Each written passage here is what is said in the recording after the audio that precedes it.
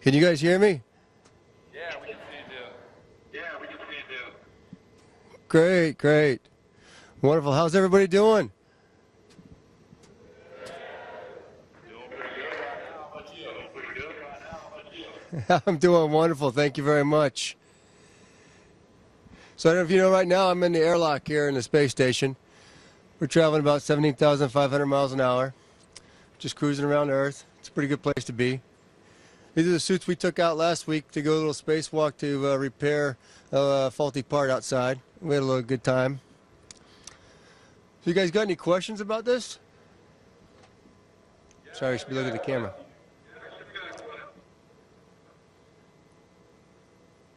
Yeah, so we got quite a few questions. Can you hear me right now? Yes, I can. Okay, cool. So the way that everybody has kind of done it is they put together a bunch of note cards for me, and I'll just read those off and go back and forth. Okay.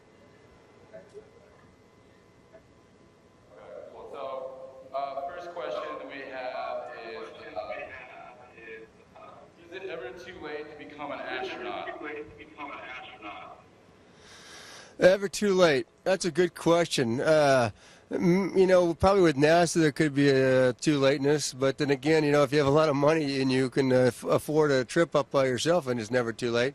But NASA does have, they don't have anything written down, but after a while, I'd say, you know, if you're in your 70s and 80s, it's probably too late.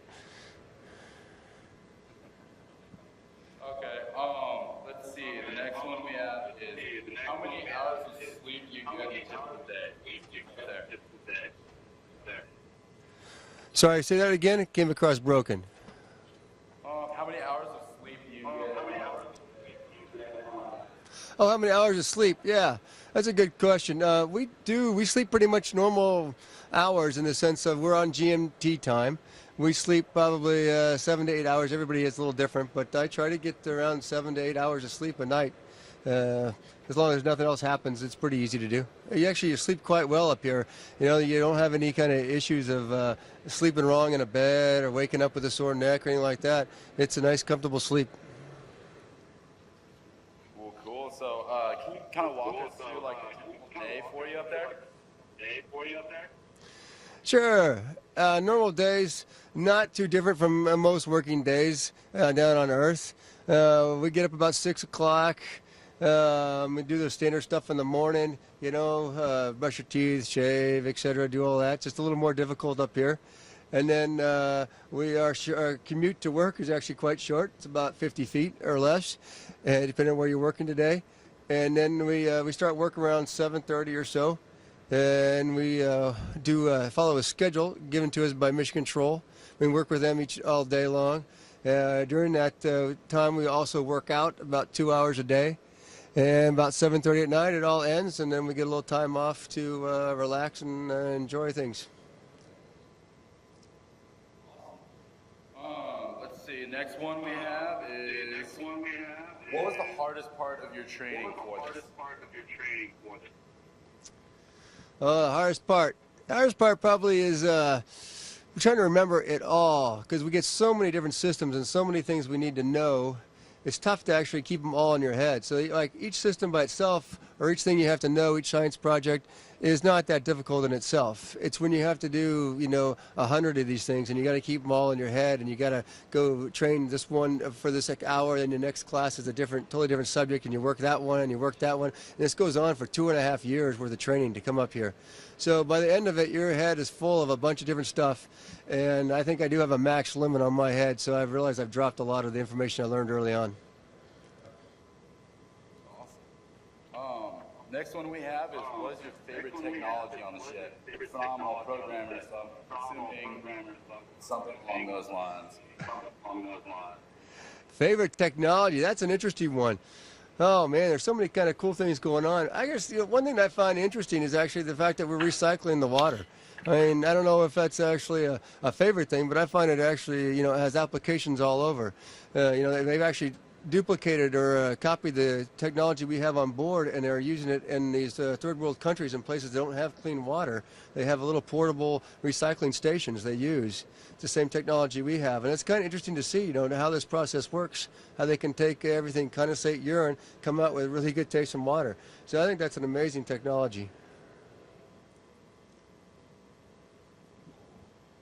Okay, so this one's pretty in-depth, very specific, but it says, where is NASA in terms of biological innovation? Specifically, are there any agricultural breakthroughs for plant sustainability and microgravity environments? Yeah, they're doing a lot of research on the biology aspect, and right now we have this one working on just biological cells on muscles, and down to the cell level, how does gravity affect the cell, and can it sense the cell, and if it does sense if the cell can sense the fact that we don't have gravity, what are the changes in that cell? And we're working on experiments to do that right now. That's just one we have right now, but there's a bunch of different ones about biology. We even are guinea pigs and many different ones too, how the body changes when we're up here. We do all sorts of different tests. Right now we also have one on their eyesight. They found out about 50% of the astronauts end up with eyesight degradation when we're up here. So we're doing a bunch of tests on the eye and trying to figure out why that happens.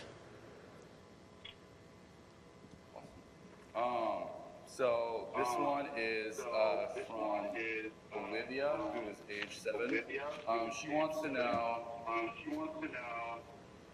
Olivia, where are you at? You want to ask it to them yourself, or do you want me to do it? Yeah, she can ask it. I guess she wants me to do it. Sure? Oh, okay.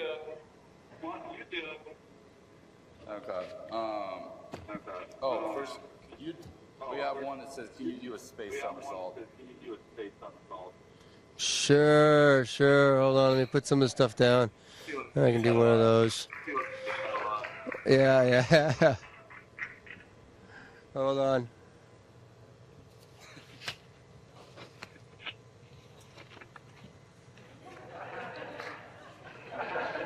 Oh, you have corn. Oh, wow, corn. Wow. That's right. Astronaut tricks. We got them all. Okay, so Olivia's question is, do planets, the sun, or stars look different than Earth? The stars, they look different. They actually do look just a little different because we don't have to look through the atmosphere. You get the twinkling of the stars when you look at it from down on the planet, and that's because of the atmosphere. Well, we don't have that issue, so they're definitely just bright little dots out there. They're so they're a little clearer, but overall, besides that aspect, they really don't look much different. That's your question, Olivia? Yeah? Okay. So another one we have is, what inspired you to become an astronaut? When did you know you were going to do this? Well, that's a tough one. Well, I think in inspiration, I kind of had the idea of, I always thought space exploration was a cool thing. I mean, I grew up watching, sci-fi TVs and movies and reading the books. And so that always, I think, was the biggest interest in for me into the whole idea of being an astronaut. And then I was getting a master's, or finishing up my master's, and my parents, of course, said I needed to get a job at that point. And so I really started thinking about what I wanted to do. I probably should have done that a little earlier. But I really started delving into that and really contemplating that idea. And that's when I came up with the idea of really trying to become an astronaut. And so I started kind of applying myself towards that. And about 11 years later, I got it. I got lucky and got in. Okay, so we got another question from Mr. Kumar, 7 years old. Says, what do you do if you get bored? What do you do if you get bored? Well, it's hard to get bored up here, that's for sure.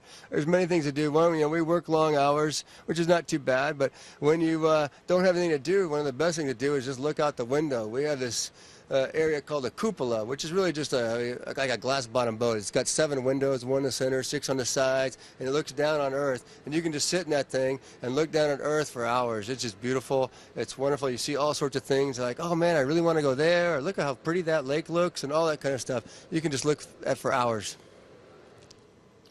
Awesome. Okay, and then he followed up. It sounds like he's pretty concerned with you. Will you be safe up there? Will you be safe up there? I sure hope so. Now, I think we're pretty safe. NASA's done a good job of, making sure we have everything we need, plus making sure everything we do is safe, and that the vehicle is safe. They really think about all the contingencies that could possibly happen, and so we have plans and ready to go in case that does happen. So I think it's all pretty safe. Okay. What about, how do you take a bath up there? Well, you take a sponge bath. We use a towel, get it all wet. Use a little no-rinse soaps and kind of mix that together and give yourself a sponge bath. We don't have showers, so it's 6 months without a shower. It's just like camping, really. It's very similar to camping. Cool. If you open the door, okay. Never mind, sorry, okay, address that question. Let's see. How is Cam in space? How is what in space? Sorry. Cam the Ram. Oh, he's doing well. Yeah, he can do the flips too. Look at it. I mean, he's very acrobatic. Do him any which way you want. No, he's having a good time up here. He likes to look out the window too. I put a little Velcro on the bottom so I can stick him by the window, and he can sit there and just look out all day. Awesome. Can you tell us about the spacewalk you just did recently? Sure. The objective was to change out a faulty computer that had failed probably like 2 weeks earlier. And it was an important computer in the sense that it was the primary outside computer, and it helped control a bunch of other computers and get data from other computers. So we needed that one running again. It was a short spacewalk, which was unfortunate for myself and the other person going out. We like to do a little bit longer. Lasted an hour and a half, and we just went and changed it out. It's pretty simple, really. It was 3 bolts, pull the other one out, put it in a bag, take out the new one from a bag, and plug it in and do the bolts, 3 bolts again, and that part was over. Luckily, I got another task to go up and work on a door that was covering up some other electrical equipment that they couldn't get undone. So we worked on that a little bit, but overall it was short. The interesting part about some of these space walks is how much time it takes to get ready for them. Just for that hour and a half outside, we spent days getting the suits ready, and then on the day of the spacewalk, it was 4.5 hours just to get ourselves all ready to go out the door and depress, and then another 2 hours after we got back inside just to get cleaned up and out of the suits and everything back in nominal shape. All right, so the next question we got is, can you explain like your surroundings right now, like the spacesuits right next to you, and what is that behind you? Sorry, again, it was broken up. Can you try that one more time? Yeah, you bet. What are your surroundings? Like, can you describe where you're at one more time, and are those spacesuits on either side of you, or what is it? Yeah, that's exactly. These are spacesuits on either side of me right here. This is the airlock. So this is where we first get suited up, and when we're actually going to go out the door, we move into the area right behind me, which doesn't have all this stuff. We clean it all out, of course, so it's nothing there. And then we move into there, close this hatch above me down here, and we depress the area right there. So that's what we do to go out the door. And this is just one small spot of the space station. We have, it's about volume-wise, they say it's close to 747 in volume. So you think of that's a pretty large volume that we have. Now, a lot of it, of course, is taken up by stowage, but we still have a large volume on here. We have many modules and a lot of places to go. So it's not like a small little area. It's quite a large station. So next question is from Susan Daly, a CSU researcher involved in analyzing astronaut chromosomes and telomere endpoints. She wants to know what kind and how much stress are you experiencing now? Oh, we don't experience a heck of a lot of stress. I mean, there are moments that can get stressful when, you know, maybe something fails and it's a difficult day, but overall, the day is actually not that stressful. We can say it's well planned out for us. We have good tasks to do each day, and we just go through the tasks and we're at a nice, good pace, but nothing too fast, nothing too slow. So it's not very stressful in that aspect of it. I think some of the factors that can get they can make it a little more stressful, of course, is you're away from home. It's, you know, 6 months away from the family and friends, and even a little longer because we were spending about a month and a half in Russia before we even launched. So it's been a while, and that puts a little stress more on the situation. But overall, we're not too stressed out. Okay, cool. So let's see. The next question was. Oh, I was just wondering this one actually. So, your son Quinn is going to be coming to CSU next year. Are you happy with that decision, or are you wanting to go to CU? No, actually, I'm happy with the decision. It was his choice, and we looked at CSU, CU, and School of Mines, which are all good schools. And we did the old compared them and tried to figure out which would be best for him. And we came up with a choice, or he came up with a choice, and I agree with it, is that CSU would be best for him. And so I'm happy about it. I think it's a good place. I had lots of good friends go to CSU and still have friends who live in the Fort Collins area, and I love to visit there. And so it's a great place, and I'm looking forward to coming and visit him all the time, just because I like to go. Of course, I want to see him, of course, but the side effect is I get to go to Fort Collins. There you go. Okay, what things do you experience going through? Sorry, you broke out again. Could you try that one more time, please? Yeah. What things do you experience going through low orbit? Oh, going through the orbits? What do we experience for like the sunrises and sunsets? Is that the question? Yeah. Yeah, so every day we orbit the Earth every 90 minutes, which means we give about 16 sunrises and sunsets every day. But we only have really one good window we talked about before, the cupola. And so we really don't get to see that aspect of the fact that it's dark or light out very much, but especially during the day when you're working. So we just live off of GMT time. And that we wake up off that time. We just kind of run our day off that time. And so that's not really a big aspect on time for us, as in does it upset us or having the sunrise and sunsets. However, the sunrise and sunsets are very beautiful, and every chance I get to, I go out the window and take a look at them. But they really don't affect your day. It's pretty constant. At nighttime we turn all the lights off to make it feel like night, and in the morning we wake up and turn all the lights back on again. So it's just kind of the standard day for us.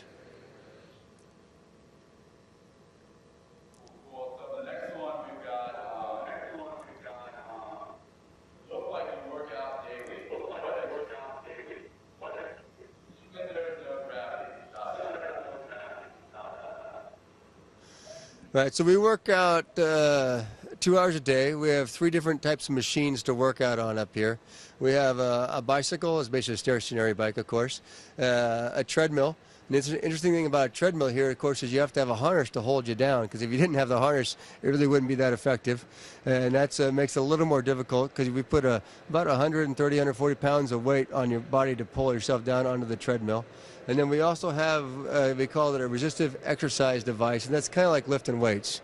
And we do either the resistive exercise device every day, then either we run on the treadmill or we ride the bike as part of our cardio part.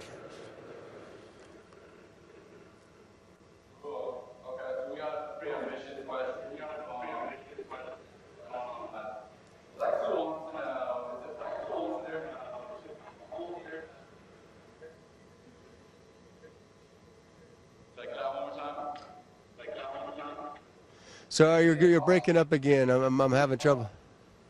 Is it possible for there to be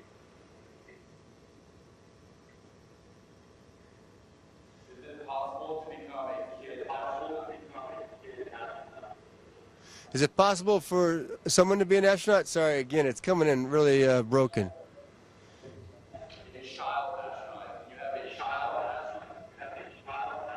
Oh, have a child astronaut. Interesting idea. Yeah, of course it's possible. Right now, though, I would wonder about development. I was thinking about this one earlier. The idea of having a small child come here, even before they walk, and how would they handle the environment? I think it'd be really interesting to do as an experiment. Of course, I wouldn't want it to be my own child. I think that might have bad effects. But the idea is, how would they, they become accustomed to, walking, and they see how they do that, and they do it very quickly, really, and they get themselves very adept at it very quickly. So how would they, without even walking, how would they adapt themselves to this environment where we don't walk? We use our hands, we push and pull with our feet, and we fly through the air. That would be really interesting to see how somebody who is that young, how quickly they adapt and how they manage the whole idea of this, and it becomes so natural to them. I think that'd be a really interesting experiment.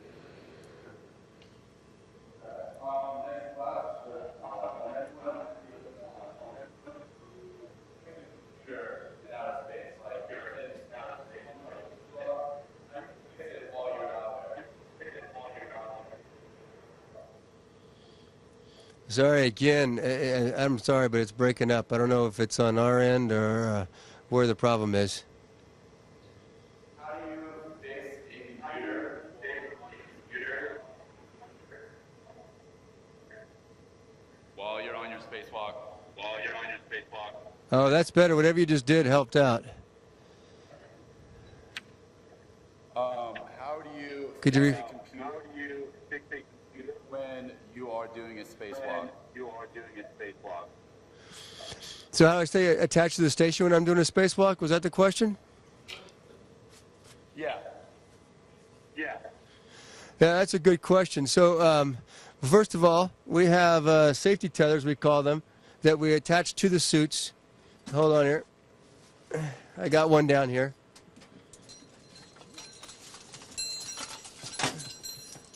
Right here's a safety tether, and it's got a nice metal cable, and that we keep to us all the time, and the one end is anchored on a certain power station, and then it has 85-foot length, and we can go around at least 85 feet on that. If we need to go farther, we have another one with us we'll put down there and work our way out. That way, if we fall off station, which we hopefully never would, we letting go when you shouldn't, you can always get yourself back. We also do is we have a local tether. When we get to a spot, we'll put down a local one to get us only about like 4 or 5 feet long, so that we can work in that area and not worry about going too far. And if all fails, all those fail, those safety tethers, we have a little jetpack actually we can have on that just has a little bit of gas in it to get us back if we happen to come off that way. So those are what we use to make sure that in case we do come off, we can always get back to station. Okay, so I guess we have a couple people watching you stream from Cleveland, Ohio.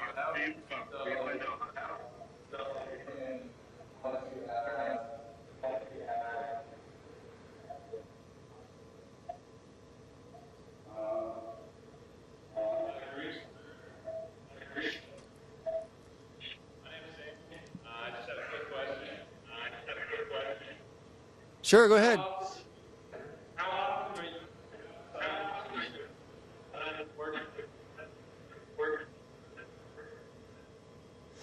Oh man, sorry, it's dropping out again. I can't get you.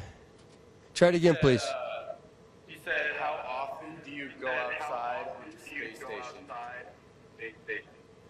Oh, not very often. So, let's see. We just went out last week, but that was due to a failure. During my 6-month stay here, we have a planned 3 spacewalks during that time, and that's actually quite a bit planned ones for a 6-month stay right now. So, if you can get out a couple times during 6 months, then you're doing pretty well. So you don't go out very often.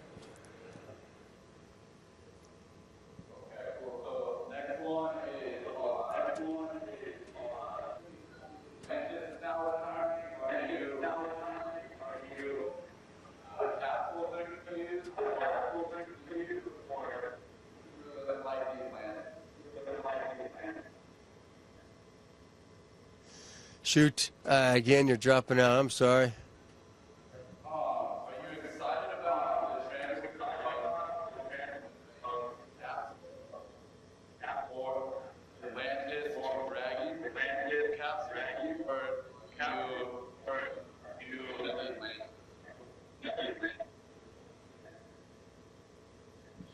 I got. I'm excited about something. I didn't pick up on the rest of it. We'll come back to that one. That one's we'll come back to that one. Okay. So how long will the recycled water system last?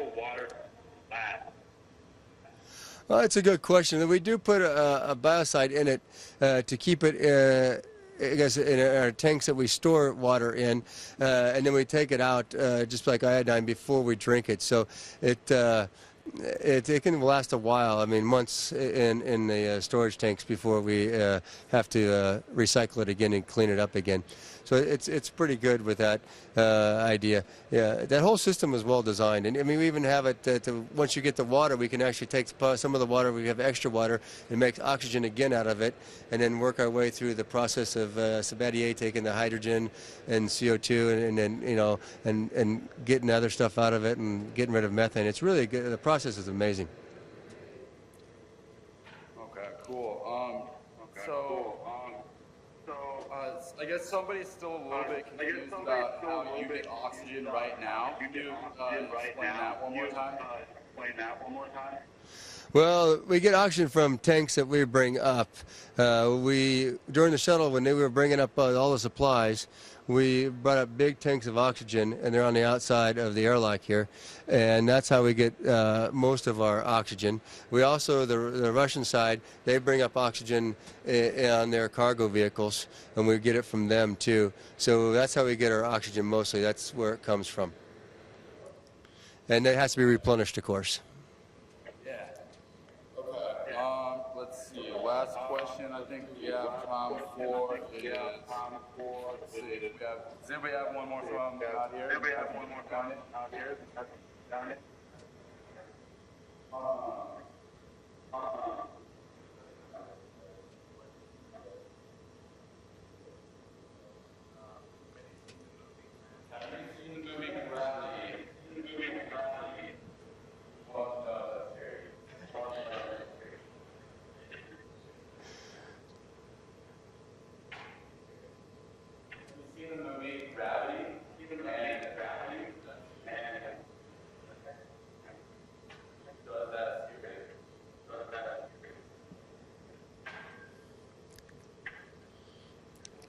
Have you seen the movie Gravity? Have you seen the movie Gravity? Oh, have I seen the movie Gravity?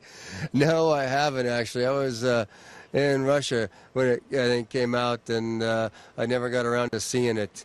I've heard a lot about it, of course. I've heard the cinematography is fantastic. So that's a really good part of the movie, I heard. But I also know some of it isn't too realistic in the sense of the facts. But that's okay. It's a movie. It doesn't really matter as long as it's entertaining. Awesome. All right. Last question I think that we'll give you is, are there any games that guys and girls have invented in zero gravity pass the time? What are those? That's a good question. I always like playing games too, so I do like little competitions. We might have like flying through the station. How far can you go before you hit a wall? We have a space that's probably, I don't know, maybe 100 feet long, that and maybe like the size of this hatchway here, which is maybe 4.5 feet. And you got to go a couple of these hatchways through to get to it. If you start at one end of it, can you push yourself and go all the way through it without hitting any of the walls that way? That's a good game to play, and it's actually quite difficult because think of it, if you have any angular off your vectors off a little bit in angle over that kind of distance, you're going to end up hitting the wall on it. So it's you have to kind of have just a perfect push off. And we play other games too, but also, I mean, just all to do with the floating things. The floating is really fun. So you can make a game out of anything with floating. I mean, how many flips can you do before you hit a wall? All these kind of things. That's the games we play.